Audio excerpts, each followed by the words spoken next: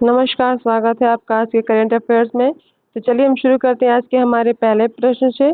हमारा प्रश्न है, लोकायन 2026 के तहत अमेरिका की अंतर्राष्ट्रीय नौसैनिक समीक्षा में भारतीय नौसेना किस जहाज ने भाग लिया था?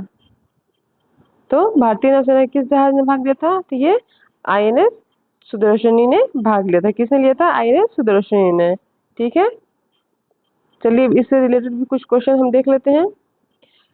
आईएनएस सुदर्शनी किस बल का प्रशिक्षण पोत है?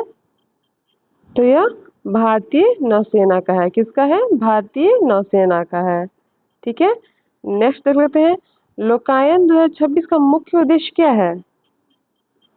तो लोकायन 2026 का मुख्य उद्देश्य समुद्री सहयोग, सांस्कृतिक कूटनीति और मित्र देशों के साथ नौसैनिक संबंधों को मजबूत करना। क्या है? समुद्री सहयोग, सांस्कृतिक कूटनीति और मित्र देशों के साथ नौसैनिक संबंधों को मजबूत करना है। ठीक है, चलिए नेक्स्ट देख लेते हैं, आईएनएस सुदर्शनी किस प्रकार का जहाज है? तो यह एक सेल ट्रेनिंग शिप है। किस प्रकार का जहाज है? सेल ट्रेनिंग शिप है। ठीक है, नेक्स्ट हम देख लेते हैं, भारतीय नौसेना का आदर्श वाक्य क्या है? तो भारतीय नौसेना का आदर्श वाक्य है श नो वरुण। क्या है? श नो वरुण। ठीक है, नेक्स्ट देख लेते हैं, भारतीय नौसेना दिवस कब मनाया जाता है? तो यह 4 दिसंबर को मनाया जाता है। कब मनाया जाता है? 4 दिसंबर को। ठीक है, भारतीय नौसेना की स्थापना कब हुई थी? तो भारतीय नौसेना की स्थापना 26 जनवरी 1950 में हुई थी। कब हुई थी? 26 जनवरी 1950 में। ठीक है, नेक्स्ट क्वेश्चन देख लेते हैं हम, भारतीय नौसेना का मुख्यालय कहाँ स्थित है? तो भारतीय सेना का मुख्यालय नई दिल्ली में स्थित है। ठीक है, नेक्स्ट क्वेश्चन देख लेते हैं, नेशनल वन हेल्थ मिशन का मुख्य उद्देश्य क्या है? तो नेशनल वन हेल्थ मिशन का मुख्य उद्देश्य है पशु से मानव में फैलने वाले रोगों के रोकथाम और नियंत्रण। क्या है? जो पशु से लोगों में रोग फैलता है उसका रोकथाम और नियंत्रण। ठीक है, अब चलिए इससे रिलेटेड कुछ क्वेश्चन देख लेते हैं हम।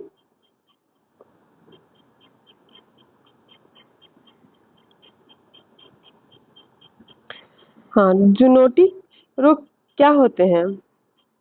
तो जूनोटिक रोग कहते हैं ऐसे रोग जो पशुओं से मनुष्यों में फैलते हैं। कौन से रोग? जो पशुओं से मनुष्यों में फैलते हैं। ठीक है, नेक्स्ट देखते हैं, रेबीज किस प्रकार का रोग है?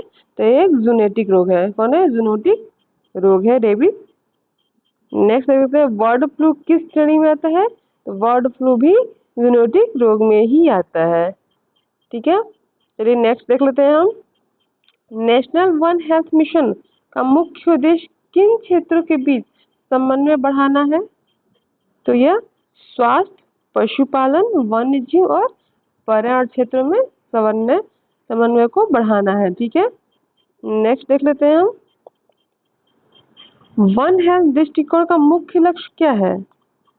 तो वन हेल्थ दृष्टिकोण का मुख्य लक्ष्य है लोगों की रोकथाम, शीघ्र पहचानना और प्रभावी नियंत्रण करना। ठीक है, इसका मुख्य लक्ष्य यही है कि लोगों की जल्दी पहचान करना और उसको जल्दी से जल्दी नियंत्रण करना। ठीक है, नेक्स्ट देखते हैं, कोविड-19 महामारी के बाद किस अवधारणा पर अधिक जोर दिया गया? तो इसको वन हेल्थ अवधारणा पर अधिक जोर दिया गया। ठीक है, नेक्स्ट देख लेते हैं हम, वन हेल्थ मिशन मुख्य रूप से किस प्रकार की बीमारियों को रोकथाम की पर केंद्रित है? तो यह उभरते एवं पुनः उभरते संक्रामक रोगों पर। ठीक है, ये उभरते संक्रामक रोगों पर है। ठीक है, चलिए हम नेक्स्ट क्वेश्चन देख लेते हैं,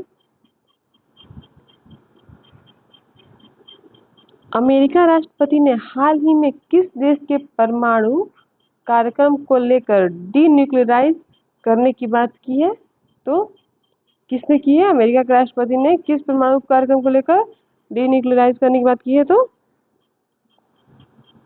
ये ईरान के परमाणु कार्यक्रम को लेकर, किसके परमाणु कार्यक्रम को लेकर? तो ईरान के परमाणु कार्यक्रम को लेकर। ठीक है, फिर नेक्स्ट इससे रिलेटेड कुछ क्वेश्चन देख लेते हैं हम, ईरान की संसद को किस नाम से जाना जाता है? तो ईरान की संसद को मजलिस नाम से जाना जाता है। किस नाम से? मजलिस नाम से जाना जाता है। ठीक है, नेक्स्ट देख लेते हैं। ईरान का सर्वोच्च नेता का पद किस नाम से जाना जाता है? तो उसका सर्वोच्च नेता का पद सर्वोच्च नेता के पद के नाम से ही जाना जाता है। किस नाम जाना जाता है? सर्वोच्च नेता का पद है वो सर्वोच्च नेता के पद के नाम से ही जाना जाता है। ठीक है, नेक्स्ट, ईरान किस महाद्वीप पर स्थित है? तो ईरान एशिया महाद्वीप पे स्थित है। किस महाद्वीप पे? तो एशिया महाद्वीप पे स्थित है। ठीक है, नेक्स्ट देख लेते हैं हम। ईरान की सीमा में से लगा प्रमुख जल डमरूमंद कौन सा है जो वैश्विक तेल व्यापार के लिए अत्यंत महत्वपूर्ण है? कौन सा है जल डमरूमंद? तो यह हॉर्मुज जल डमरूमंद है। ठीक है, जो वैश्विक तेल और व्यापार के लिए अत्यंत महत्वपूर्ण है। नेक्स्ट देख लेते हैं। अंतर्राष्ट्रीय परमाणु एजेंसी का मुख्यालय कहाँ स्थित है? तो इसका ये वियना ऑस्ट्रेलिया में है। कहाँ है? अंतर्राष्ट्रीय परमाणु एजेंसी कहाँ है का मुख्यालय? तो ये वियना ऑस्ट्रेलिया में है। ठीक है, IAEA का मुख्य कार्य क्या है? इसका मुख्य कार्य है परमाणु ऊर्जा के शांतिपूर्ण उपयोग को बढ़ावा देना। क्या है? परमाणु ऊर्जा की शांतिपूर्ण को बढ़ावा देना तथा परमाणु गतिविधियों की निगरानी करना। ठीक है, नेक्स्ट देख लेते हैं हम।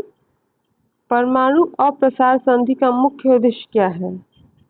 तो परमाणु अप्रसार संधि का मुख्य उद्देश्य है परमाणु हथियारों को प्रसार को रोकना तथा परमाणु ऊर्जा के शांतिपूर्ण उपयोग को बढ़ावा देना है। क्या है परमाणु अप्रसार की संधि का मुख्य उद्देश्य? परमाणु हथियार के प्रसार को रोकना और परमाणु ऊर्जा के शांतिपूर्ण उपयोग को बढ़ावा देना है। ठीक है,